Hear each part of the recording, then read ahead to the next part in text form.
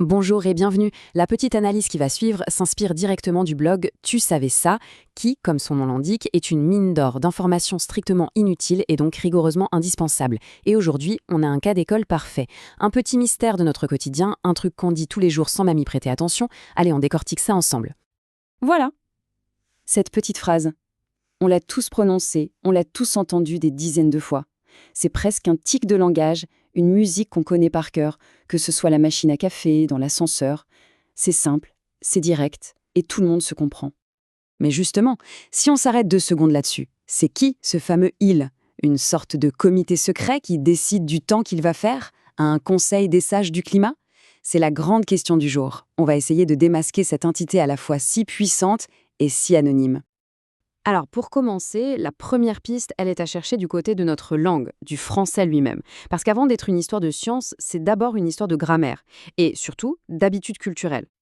Voilà, si on voulait lui donner une définition un peu chic, ce serait ça. Ce il, ce n'est pas juste un mot, non, non, c'est un vrai phénomène de société. Il désigne une espèce d'autorité supérieure, presque divine en fait, qui, elle, sait ce que le ciel nous prépare. Ce qui est génial avec ce pronom, c'est qu'il est multi-usage. Il permet de donner une info sans avoir à dire d'où elle vient. Il permet de faire d'une observation une vérité générale. Et puis surtout, il permet de se mettre à l'abri. C'est une manière très confortable de dire « Attention, ce n'est pas moi qui l'invente, hein, ce sont eux qui le disent ». Et hop, la responsabilité est complètement diluée. Et c'est là qu'est tout le génie de la chose. Le « il » fonctionne exactement comme une rumeur. L'info paraît crédible, on a envie d'y croire, mais la source, impossible de mettre la main dessus. Et ça permet de râler beaucoup plus facilement contre un « il » abstrait que contre, disons, un organisme qui a un nom et une adresse. Maintenant, essayons de voir d'où vient cette habitude, pourquoi elle est si bien ancrée. Parce que ce besoin d'avoir une voix un peu mystérieuse qui nous parle de la pluie et du beau temps, eh bien, ça ne date pas vraiment d'hier. Quand on y pense, depuis les augures romains qui regardaient les oiseaux pour prédire l'avenir, jusqu'aux supercalculateurs d'aujourd'hui, le principe reste un peu le même. Un savoir très complexe, inaccessible aux commandes mortelles, qui est transmis par une autorité. Finalement, notre ILS n'est que la version moderne de ces anciens oracles. Ce qui est fou, c'est que même quand des visages très connus sont arrivés à la télé pour présenter la météo, le réflexe n'a pas bougé. Personne ne disait « Catherine Laborde a dit qu'il pleuvrait ». On continuait de dire « ils ont dit qu'il pleuvrait ». Le présentateur ou la présentatrice n'était pas la source, juste le porte-parole de cette fameuse entité anonyme. Bon, allez, il est temps de soulever le rideau. Qui se cache concrètement derrière ce pronom aujourd'hui? Qui sont ces fameux « ils » ? Le grand coupable, si on peut dire, c'est Météo France. On parle d'un établissement public, avec des milliers de scientifiques, des radars partout, des satellites, bref, un système ultra complexe et ultra pointu. Et pourtant, dans la langue de tous les jours, toute cette science, toute cette technologie, eh bien, elle est réduite à ce tout petit mot « il ».